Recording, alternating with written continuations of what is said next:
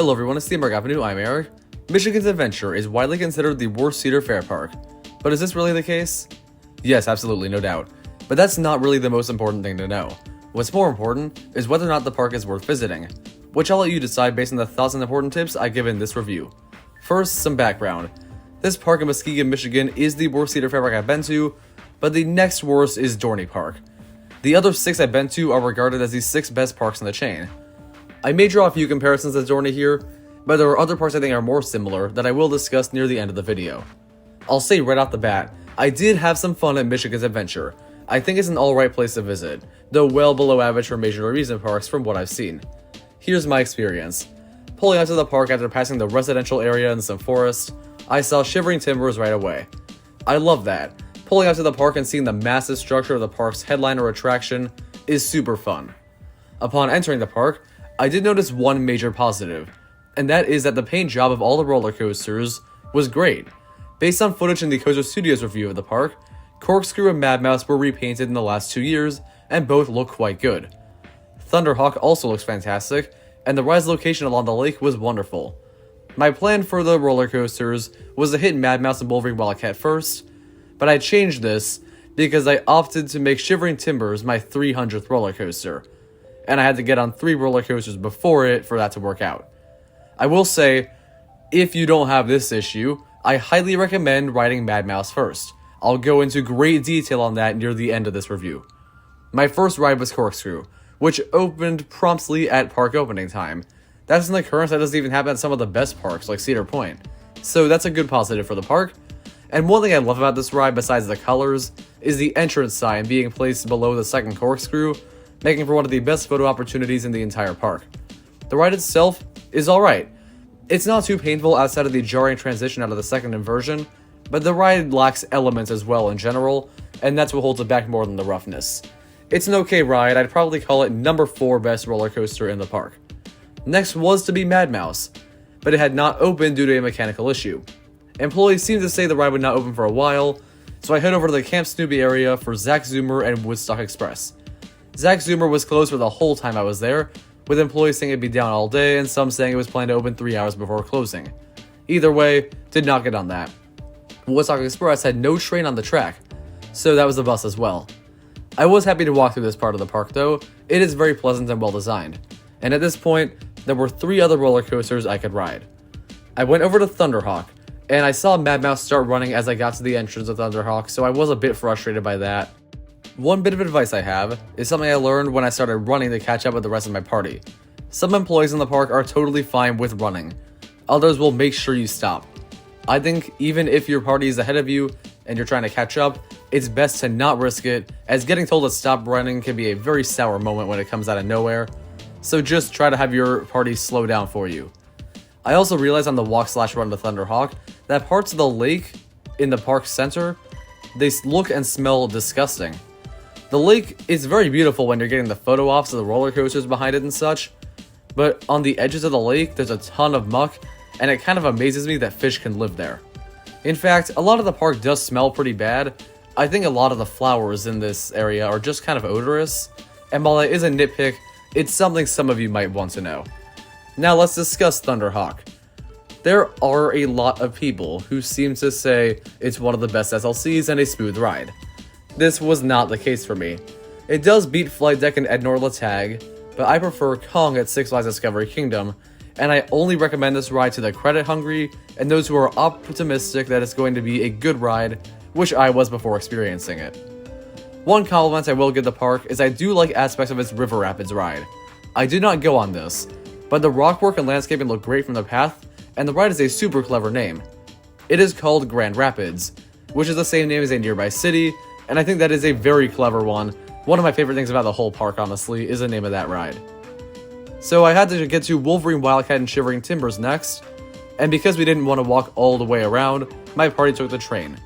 The train is not a standout here. You don't get a whole lot of views of the park or rides, rather just trees in the tunnel. It was faster than walking back around the park though, and yes, going back to what I was saying, similar to La Ronde, the park goes around the lake but it is not a full loop. It is almost there, but Thunderhawk and Shivering Timbers areas do not connect. The walk isn't terribly long between these places, it is a small park for sure, but the train is faster if you can't run the whole way, and even then it's close. So the next ride was Wolverine Wildcat, a very odd ride. I found the first drop to be quite good, and several airtime moments did deliver, but the ride is rough. The trough of every hill is like the worst of Magnum XL 200, making for an overall decent but flawed ride that I think I would consider number 3 in the park. It's odd the layout is so similar to Phoenix at Knoebels, because it's a very, very different ride. I recommend riding this within an hour of park opening or closing, as the line can get quite long with one train operations. And now it was time. My 300th roller coaster, Shivering Timbers. I should mention that I went here during an event known as Timberfest, and this was pure coincidence. I did not get to stay at the park long enough for the exclusive ride time, so it's not like I missed out. I didn't really participate in the event anyway though. But it was fun to see a lot of enthusiasts there, and I enjoyed talking to some of them. I had heard and expected that this ride would have strong operations, as it is the flagship ride of the park. Sadly, the ride ran one train, just like all the other major roller coasters besides Mad Mouse. This is alright on the other rides, but Shivering Timbers is a very, very long ride. It's not too far off from if the Voyage or the Beast were running one train. And you have that long wait because of not just that, but the operations, the dispatches mainly, ranging from 2 to 10 minutes each while I was there. No exaggeration. I sincerely hope this did not hinder Timberfest. The highlight of this ended up being the ride itself though, because even though the line was a half hour for each of my rides, which is acceptable but somewhat miserable because of the heat and lack of shade in the queue, the ride is worth it. This was a phenomenal ride. I think it is easily the best in the park and among the best wooden roller coasters out there. I went to Holiday World the day before this, and I only prefer the Voyage. Shivering Timbers is not perfect. Some parts are a bit painful, and the angles of certain drops are bafflingly shallow in a way that seems to be a poor design decision, and it brings down the almost perfect second half of the ride. I like everything else about this thing though. The airtime of the first half is very strong, and the second half is unbelievable pacing, with some speed hills being comparable to Orion, a Giga Coaster. I came off crying every time because of the wind in my face, the final helix is awesome, and some of the speed hills are shocking. The ride can seriously compare to El Toro in quality for me, and it might beat it. A fantastic number 1 for the park overall. 2 more things on the wait for Shivering Timbers. I love seeing the car go by in the track and seeing how much the track shakes, living up to the name Shivering Timbers. And of course, I mentioned the queue being very hot and lacking shade. That's a common thing at most of the rides and most of the pathways in this park. Not a ton of trees or coverage, so you will want to have sunblock. It's practically a necessity. I suggest wearing a hat here and bringing extra water as well. It's just not a super pleasant place to be out and about. If you get a very cloudy day, then good for you, you might be lucky. But if it's a sunny day, you're gonna need sunblock. So what else is there after Shivering Timbers? I got in line for Mad Mouse and it shut down soon after.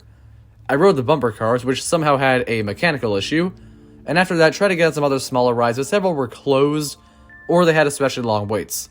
Here's where I started to feel a little bummed in the park.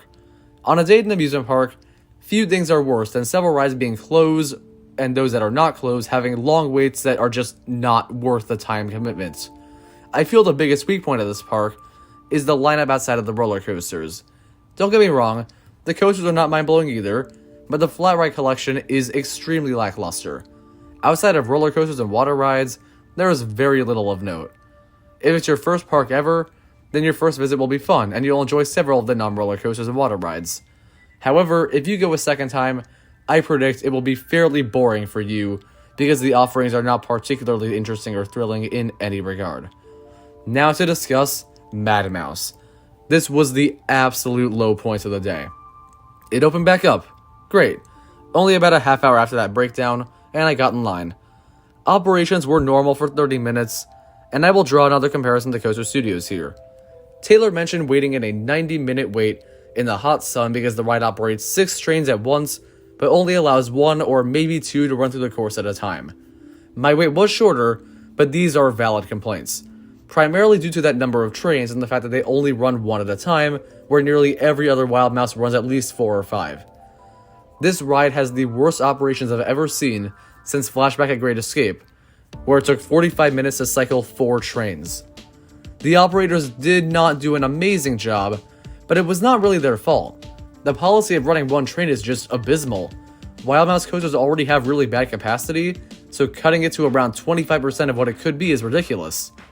The line was only made worse by another breakdown 30 minutes in, the fact they sent 6 test cars when reopening, which is weird since they also sent 2 cars that were fully loaded that came back with no safety issues. They were the test dummies, I guess. And the abundance of broken seats on cars, meaning the capacity was hindered even more. What could have been a 35-minute wait miraculously only went to a 55-minute wait due to the incomprehensible breakdowns in policies, but I still feel like that is a poor delay, and one that didn't really need to happen. Now, I don't know much about this specific Wild Mouse and manufacturer, so maybe there's a good reason for running one train, but as long as this is the policy, you have to get on this ride as soon as it opens. If it's open at opening, you go there. Coaster Studios said, "You should ride this first to avoid the wait or skip it." He described the similar issues to me, but what he didn't tell you is that Mad Mouse is the second best ride in the park. It's a decent Wild Mouse until the last 2 airtime moments that are the best of any Wild Mouse and are straight up great moments. This ride is worth riding. It's worth waiting a bit for, especially compared to the others in the park.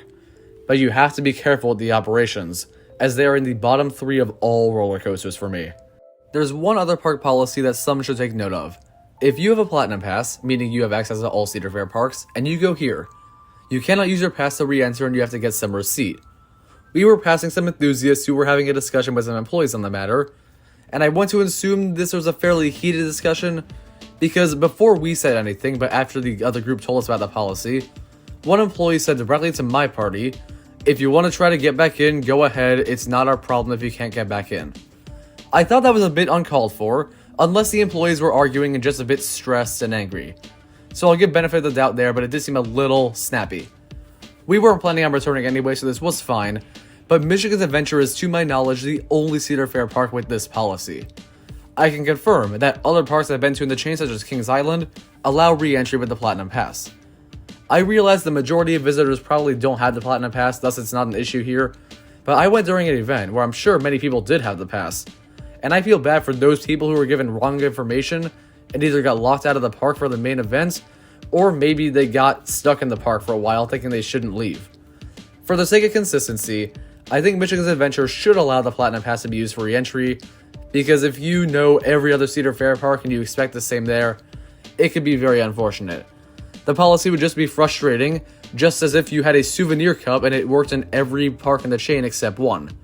So this should be changed, and I'll get some other general thoughts. I overall like the park appearance for the lake and roller coaster paint jobs, but the rest of the park looks pretty bare bones and lacks a good atmosphere. Park atmosphere is hard to describe, but I mentioned going to Holiday World the previous day. That park has amazing atmosphere. It is lively and fun, but still charming and quaint, small like Michigan's Adventure. This park was fairly busy, but it also felt somewhat dead. For those curious, the food is below average and there's little to do besides the rides I mentioned, and an upcharged mini golf course called Rocky Points. I mentioned early on, I thought this park was comparable to some other parks. And it is. The main one, Darien Lake. Michigan's Adventure is more or less a worse version of Darien Lake. It has a lake and similar ride offerings, but an overall weaker ride collection, a less enjoyable atmosphere, and worse operations. It's unfortunate that this park is rather neglected by upper management, but it's not the worst thing ever. Its main marquee attraction, it beats anything at Dorney Park and several Six Flags parks, even comparing to a good amount of Cedar Fair number ones. Ultimately, I had a fun time before Mad Mouse, but the flaws from the rest of the day are more apparent in hindsight. Personally, I only recommend this park if it's less than a 4-hour drive from where you are, or maybe on a road trip destination, if you have young kids interested in getting to a park that's not too expensive for you, or if you're trying to do something like go to every Cedar Fair park, or maybe if Shivering Timbers really speaks to you. I do think it's a better chain amusement park than Great Escape or Frontier City for having the better ride lineup and slightly better operations, but this is the worst Cedar Fair park, and you will get the most enjoyment out of it pretending it's not in the same chain that has some of the best parks in North America. I don't plan to ever return here, but I'm glad I went once, and it is a fine park overall, but well below average for major amusement parks, period. Thanks for watching, hope you enjoyed this video, I hope it was not too negative. I do recommend for a few people, but comment down below any questions and thoughts you have on the park, subscribe for more theme park content, I'll see you next time.